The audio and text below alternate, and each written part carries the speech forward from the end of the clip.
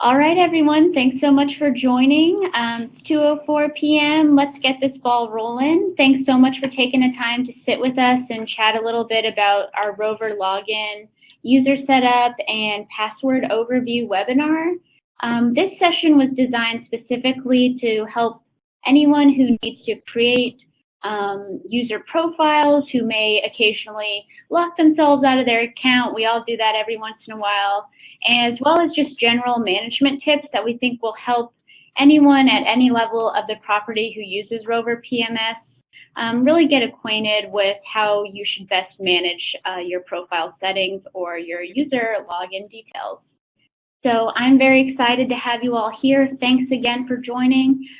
Sean, do you mind talking to us a little bit more about Rover functionality and how we should best be using those management tools? I'm happy to, as always. So kind of going through, I wanted to talk about a couple different things as Christine had first put out. I want to talk first about managing permissions. Secondly, from there, I want to talk about creating new users and assigning some different things that way. What the users will get just as a reminder for you of their activation, how a user themselves can reset their password and go from there, as well as what to do for lockout, and then kind of how to deal with employees that are no longer there. So taking it in directly here, I'm going to use our demo hotel, and I'm going to look at it, and I have gone simply already from into our main settings, just as a refresher, into settings and going here, and I'm in the hotel and staff section. And there's two main portions that are going to deal with our users. The first is going to be our user setup, which we'll come to back in a second here, and the other is permissions. The permissions groups are already predefined for the hotels and where we have them. There is a whole listing. There's a couple different that are not showing here that just of how the hotel is set up and things that way. But the permission groups are hard-coded as of right now. So right now you'll see the different user links. You don't have to use these for the roles as we have them assigned. If you want to use them for something else, if you say, I don't have a revenue manager, you could use that revenue manager role for your sales managers or other things. It is not something that's hard and fast. It's really how you as a hotel and a company want to use them. I do always recommend that if you start using different things for roles that you say, oh, I set all of my sales managers up as a revenue manager or something else that way, that you go through and continually use that and keep a record of that. The other one that I will also talk about is the hotel admin user, and the hotel admin user is also going to be one that really should be fairly limited of who has access to that. It's kind of my own personal side notes on that, because that hotel admin is really a person that has a keeper of the keys. You know, they have the golden access to everything. So I tend to really encourage fewer people having that and going from there. If I look at our front office staff user group, just as an idea, we're divided and set up our user permissions for a user group into two sides. We have the first side, which is on this whole left-hand side here, which is our assigned permissions, and we have the other things on the right-hand side that are the not assigned permissions. These go back and forth and are easy for you to use and set for things. You can come down and find a list and say, you know what?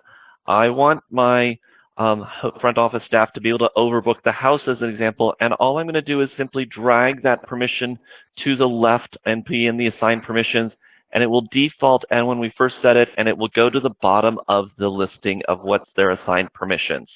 So it's pretty easy, and the same thing goes if we want them to no longer be able to do something. All I have to do is find the particular item that I want and say that I no longer want them to view suppressed rates, and I'm simply going to drag it to the right-hand side. It's going to save it, and similarly, it will go to the bottom of the list. Since a couple people use this, I'm going to keep that in the assigned permissions, but it's fairly cut and dry. And permissions go through there and use it. Two things to note in here is that there are times, if you watch some of our past release notes, and if you're using our stayintouch.freshdesk.com and going to the release notes or reading the release notes as they're put out, as they're released, and note that we do oftentimes have new permissions that will come through. We do not, as a general rule, push those out to different roles because we want you at the property to make those decisions and go from there. So there are things that change and they will be there. So it could be down here at the bottom that we've got a new item and where it goes to, and that needs to be assigned back out. So do every once in a while, particularly after releases, check through and go from there. The second thing I want to mention to you, and I'm going to talk about it more in the creation of a user, but when you create a user, we want to make sure and assign them only one user group. And it just eliminates issues within the system of going into a circular error of trying to say, permission group 1 says I can do this, permission group 2 says I can't do this, permission group 3 says I can do this. And so the system is kind of like, wait, stop, which one am I supposed to use, and is this person allowed to do it or not? So I really encourage you when you set up your users, and we'll show that in a moment, is to set the user groups up to what they need, not trying to do multiple things. So you don't want to say, oh, I've got the front office staff and the accounting staff and do different things that way and assign them multiple roles. I'm a strong believer in pushing for only one role at a time. So with that, I'm going to go into creating a new user. And users, to create new users is quite simple and easy. We simply are going to go into user setup and we are going to add new. And we are going to able to go in and put in our information for our new user. And we set up some new fun people. So we've got Frodo, and we can say that he's going to be at the front desk. And I could put that it's a guest services agent. I can put as the information that I need. If I need to put a phone number, I can as well, particularly if you're dealing with housekeeping, which is a whole little slightly different one, does to what shifts do they need to do? Are they a full shift or half shift for assigning tasks? And that goes for that way for those, as well as if they have housekeeping sections, and this hotel doesn't have any sections assigned right now, so it would go there. That would deal in your housekeeping setup and go from there. If we've got questions at the end, we can talk about that. I'm going to go ahead and put in my email address for agents. Two things that I will note, oops, have to spell it correctly. Two things to note. I will always encourage you to make sure that you use a real email address and not using generic ones or made up ones. And that comes from two different pieces. That's really going to come from the idea that if for some reason that a person gets locked out, they have that ability to get that email directly themselves and so they can get an email and reset that password for them if they are locked out. They don't have to come to you. If you're using made up emails that are saying, I've got user@stayintouch.com, but I don't create an actual email address for them, if you have that, you'll actually have to manually reset their passwords or go from there if they've done that. As two-side security notes, if a hotel agent calls to our help desk and they say, I've been locked out, I can't get my password reset, and we go into the hotel and we see, I've got Frodo and I see that this is at a gmail.com email address, which I still can't manage to spell correctly today. If we have an email address such as a Gmail or a Yahoo or any of those things that are non-specific or non-hotel related, we will not ever automatically reset that password. We will force them to use that because you've got to do that or send them to you at the hotels. The same thing goes if they say, it's Frodo and I'm calling up and I've got this email, Frodo Baggins at Stay in Touch. We'll say, great, do you have access to that email address? If they say no, once again, we're going to send them back to you. We don't have any way of verifying that a user is who they say they are. If I'm on the phone, I don't have a way of knowing that Frodo says he's Frodo. I can't verify ID and anything else that way. So if you're not using real email addresses, we will send them back to you to do. So I'm going to set up a simple password that I can put in twice. And two things to know on it. I'm going to show you two things. I am going to assign a role. So I'm going to say that Frodo is getting the front office assigned. As I said, you could put multiple here, but I will always recommend it. Please only put one. It will keep it clean and make sure it's there. And one other side note, there is a Zest Station user ID and application setting. The only thing that should have that is if you are using Zest Station, is that the station login should have that. Anytime that a user has this, they're going to get a really funky login and they're not going to go through. if I've put in all of my information correct, that my email addresses match, that my passwords match, if I hit Save Changes, it's going to come through and it should take me back to the list of users. I purposely went through this and set up the passwords that they did not match, so they will show me that error. But when I do put in the user and have it set up and everything matches, it's going to automatically take me back to my users. Once I've done that, it should take a few moments and we're going to send out to that user. Let me log out here for a second. We're going to send out to that user their activation email. So they're going to get this lovely activation email that allows you to activate the account, and it's going to take them directly into this and give them that opportunity to set their password. So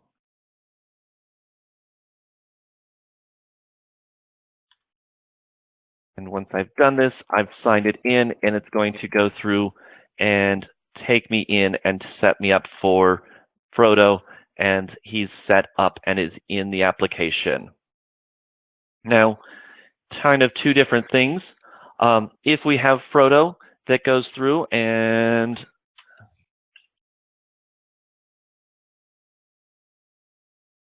he goes through and puts in his password and he puts the wrong password in, he will get, or she will get, a message that says the email password is not valid, please enter the correct one. If for some reason Frodo can't remember it, and going from there, he can use this link to reset the password. If we say forgot password, it's going to go through. We're going to resend an email to Frodo and go ahead and go that way and give him a brand new opportunity to reset his password. Here's a temporary password, and going from there to allow him to reset it. Now, the other person we have, I'm just going to use a different email address, and I'm going to copy it because Sean can't type well, as everybody's seen today. If I have somebody else and I'm using this and I've gone through multiple times and I keep putting in the wrong one, the email address, and I keep getting it, after 3 times, it will lock somebody out. And this is a unique situation. Once they've gone through and they've done 3 times they've done it, they will get this message that says this has been locked. And we will go through and go from there to do it. There are a couple ways that this can be resolved, and the best one is that you as a manager would go in and make the reset. And I'll show you what they'll actually see in just one moment here as I get back in as myself. When I go to our user accounts for this hotel, I'm going to see if I search in my user accounts for Sam.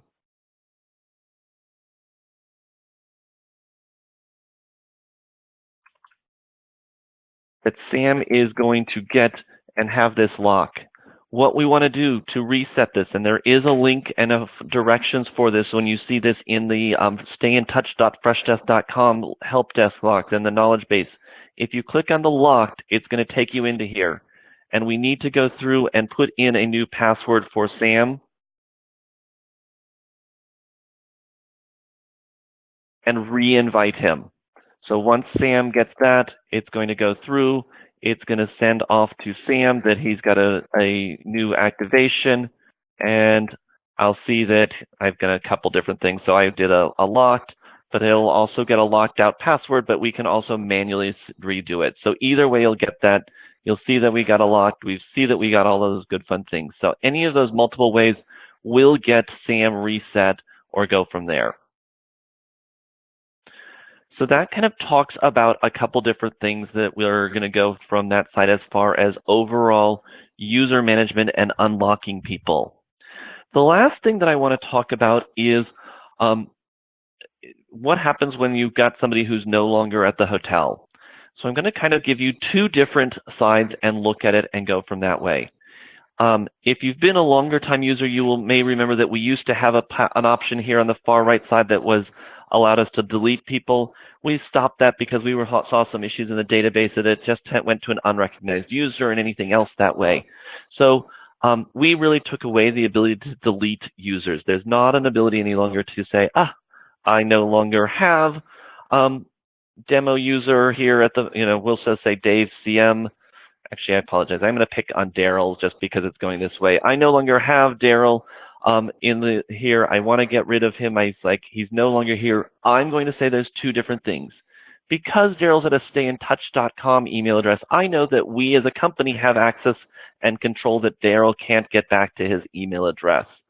But what I really would recommend to do is that if you've used a Gmail or something else, come in here and modify the email slightly so that, we say, Daryl can't get this, and I've done this, so he's not going to be able to get that.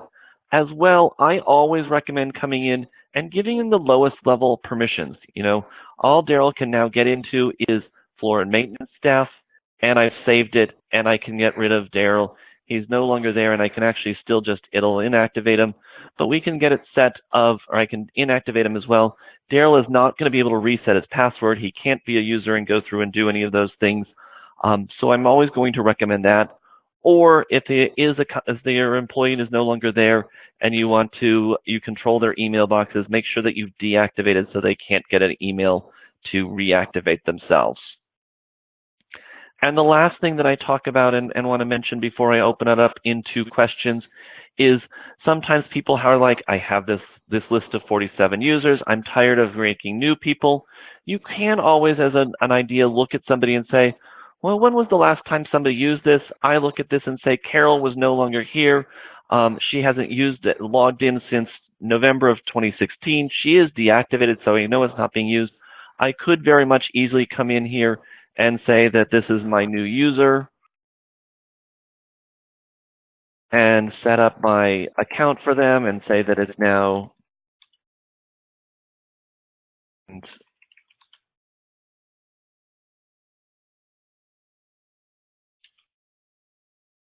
do all my fun things, put in a new password, and set up their exact user roles that they need to get and say, it's floor and maintenance staff, and I can save this person and send that off to them. So you can reuse people. If you're reusing people, make note that anything that the past user has done with things is now going to be updated and is going to say that this new user has been using that. So, if you're like, wait a second, why did new user make this reservation for somebody 3 years ago? Oh, because it used to be this person. So that's the only thing to take into consideration. Thanks for joining us, and look forward to our next roundabout sessions. Thanks for your attention. Have a great day, and we'll look forward to you in the near future.